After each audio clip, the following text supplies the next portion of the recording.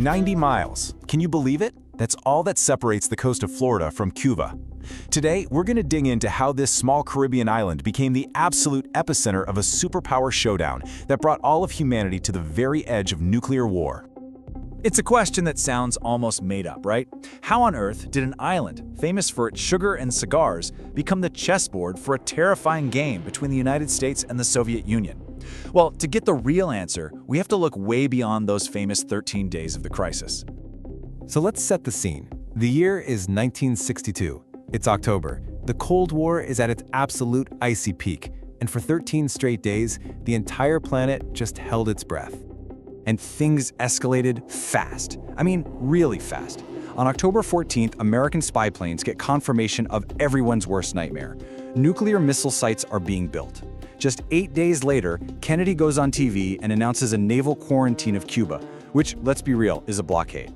Then you get to Black Saturday, October 27th. A U-2 spy plane is shot down over Cuba.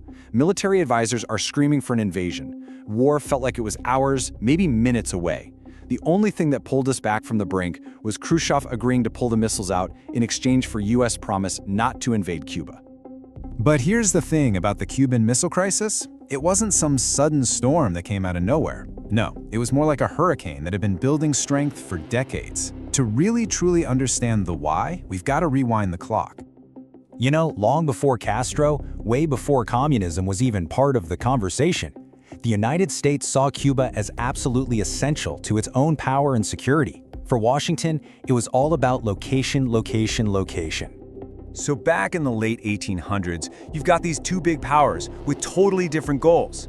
For Spain, Cuba was this fading jewel of its old empire, a colony that was desperately fighting for its own independence. But for the United States, this rising power, Cuba was the strategic key to the entire Caribbean.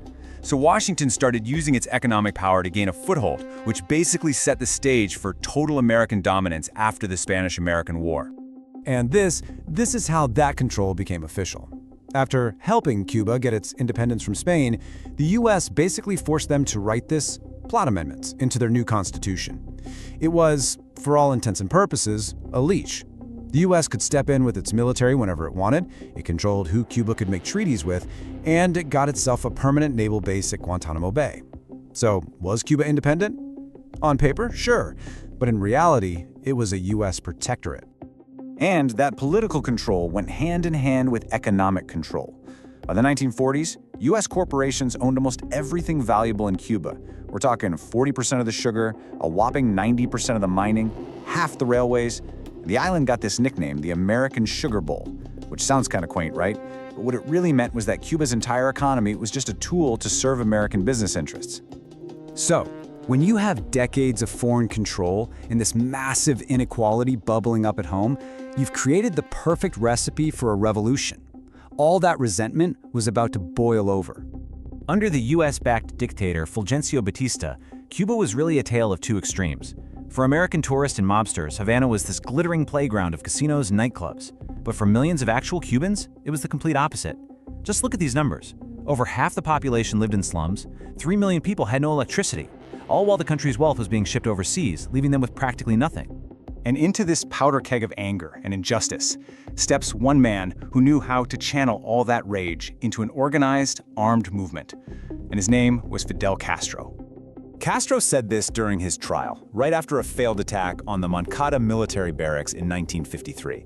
Now, the attack itself was a total military disaster, but this speech, it was a political masterpiece. He managed to turn his own defeat into this powerful symbol of defiance, and it made him a national hero, the clear leader of the revolution to come. So after Castro gets out of prison, he doesn't give up, no way! He and a small group of rebels land on this yacht called the Granma, and they're almost completely wiped out. But the few who survived escaped into the mountains and started this brilliant guerrilla war. And because they had so much support from the poor, rural Cubans, their little band of rebels grew into a powerful army. They swept across the country until, on New Year's Day 1959, Batista just packed his bags and fled. The revolution had won. Castro's victory sent a massive shockwave through the United States.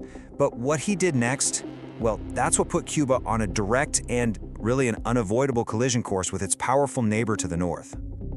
So, Castro immediately makes two moves that Washington saw as completely unforgivable. First, he nationalized American companies, meaning he just seized private businesses like sugar mills and banks and made them property of the state. And second, he officially allied his country with the Soviet Union, bringing the Cold War right to America's doorstep. The CIA's answer was a covert op they called Operation Pluto. The whole idea was to train and arm a brigade of Cuban exiles. They would invade at a place called the Bay of Pigs, and the hope was that this would spark a popular uprising that would topple Castro. All while the US could say, hey, wasn't us.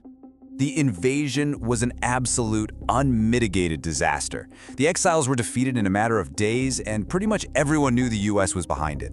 Che Guevara's sarcastic note to President Kennedy really says it all. The failed invasion didn't weaken Castro at all. It made him a hero who defended Cuba from the American aggressors, which only strengthened his power and pushed him even deeper into the arms of the Soviet Union. And this, right here, is where it all comes full circle. That disaster at the Bay of Pigs convinced both Fidel Castro and the Soviet leader Nikita Khrushchev that the US would eventually try to invade again, but next time with their own military. Castro needed an insurance policy. He needed a deterrent so powerful that Washington wouldn't even think about attacking. The solution they came up with? Soviet nuclear missiles. And with that decision, the countdown to the Cuban Missile Crisis officially began. So, the missiles were removed, and thankfully, nuclear war was avoided. But the conflict, it was far from over. It just changed shape.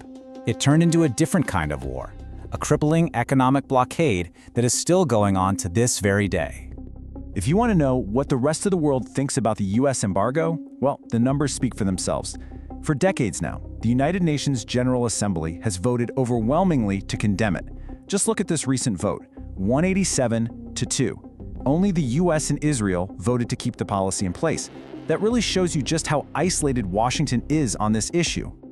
So how has Cuba survived for more than 60 years? Simple, by adapting. Today, its main economic lifelines come from America's big geopolitical rivals, Russia and China, and that support is serious. Back in 2014, Russia just forgave nearly $32 billion of Cuba's old Soviet-era debt. That's a massive boost.